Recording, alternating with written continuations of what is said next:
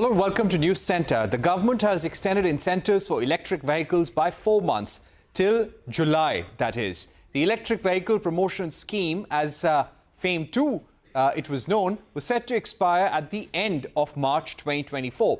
However, the scheme has now been rebranded as the Electric Mobility Promotion Scheme 2024 and extended until 31st of July. An additional allocation of 500 crore rupees has been made to cover incentives for electric two-wheelers and three-wheelers only over the next 4 months. The scheme will also see incentives for electric two-wheelers being reduced from 22,500 to 10,000 rupees per scooter.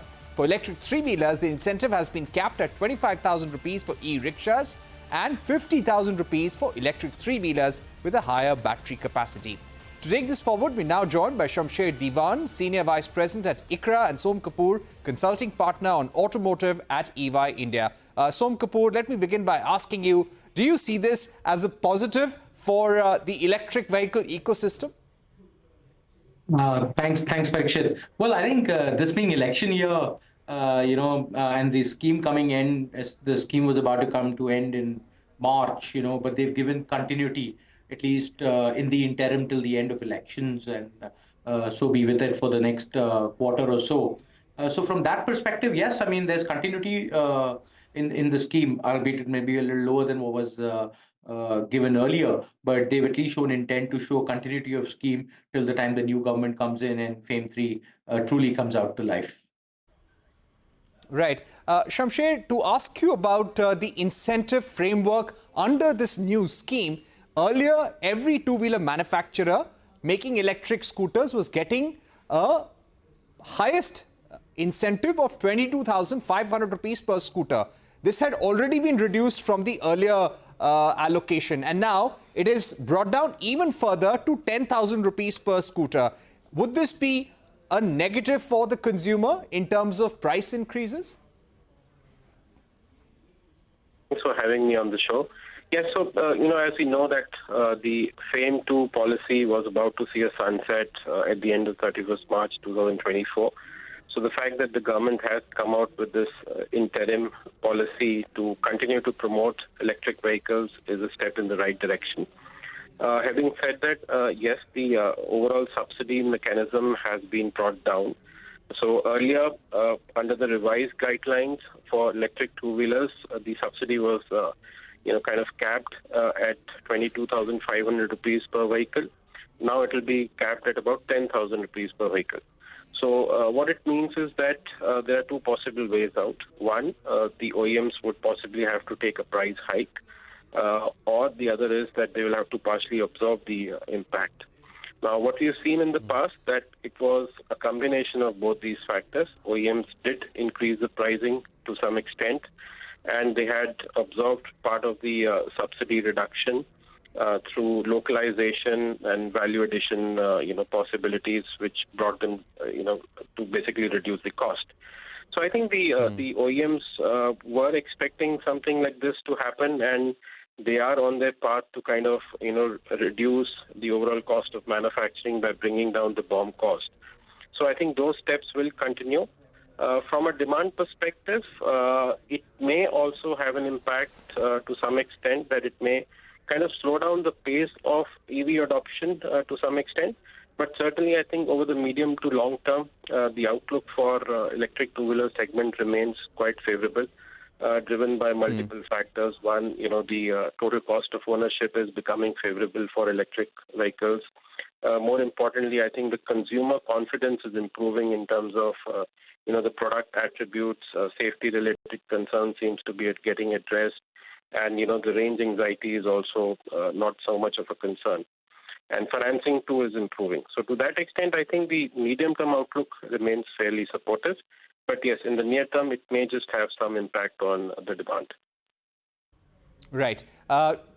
Som, if I can come back to you, when the FAME subsidies per vehicle were adjusted last year and the percentage-wise allocation was brought down, we had seen the industry hurting. We had seen prices going up for almost all electric two-wheeler manufacturers. Do you expect the EV companies to hike prices immediately, or you think they will absorb this price increase or this subsidy loss till July and see what is the new electric vehicle scheme that comes out?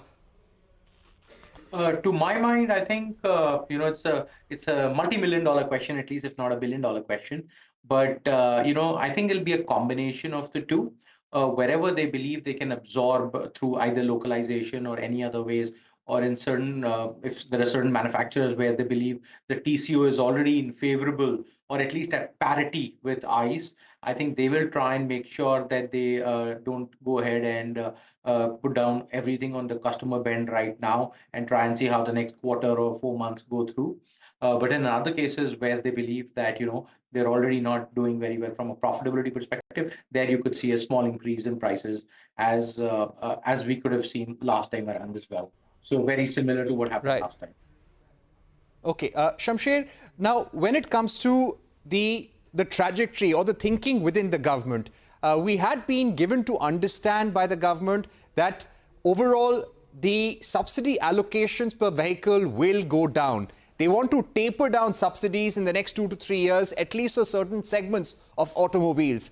Is this a signal to the EV industry that now you need to prepare for a low subsidy scenario and maybe a zero subsidy scenario also in the next 2 years or so? No four-wheelers have been covered under this scheme. Yeah, I think so. We have to see, Parikshit, in a holistic manner. The government has come out with multiple schemes to overall promote electric vehicle adoption in India. And FAME 1 and FAME 2 were essentially demand incentive-driven policy regime. But at the same time, the government had also come out with PLI schemes for the auto sector as well.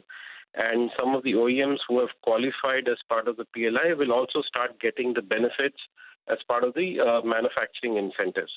And those incentives are also fairly sizable for OEMs who have, been eligible. So to that extent, I think we have to look at it in a holistic manner. While on one side, yes, the government would want the industry to prepare itself for a tapering down of the subsidy regime over a period of time. But at the same time, there will be other incentive policies which will help them absorb the cost to some extent as we move ahead. Right. And Som, very quickly, what do you think this shows about what the government is planning to do in terms of EV subsidies and supporting the ecosystem? We believe there will be a new scheme that will be announced in July, a 12,100 crore scheme. It's actually 12,600 crores, but 500 crores will be adjusted from that.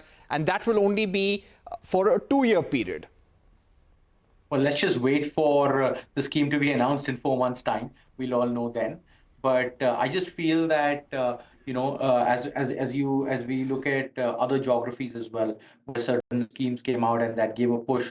So I think at least the point is that there will be some kind of a subsidy requirement that we are starting to see happen in the Indian market as well. I don't think the good point is they've come up with a scheme even for the short 4-term, the 4-month period. And I would see that as a positive sign of things to come, that at least they have this, the whole theory is that they're going ahead with even the bridge gap scheme, if you may call it, for the next 4 months or so. Right. So you see that as a positive, that the government does not want to have any sort of disruption in the EV ecosystem. That's all we have time for. Thank you very much to Som Kapoor and Shamsher Diwan for joining us. We're heading into a break, but coming up, the CEO of global logistics company DHL Express, John Pearson, says India is among the top 2 markets for DHL Express. They are going to be investing 200 million euros in India over the next 5 years. An exclusive interview with him when we return.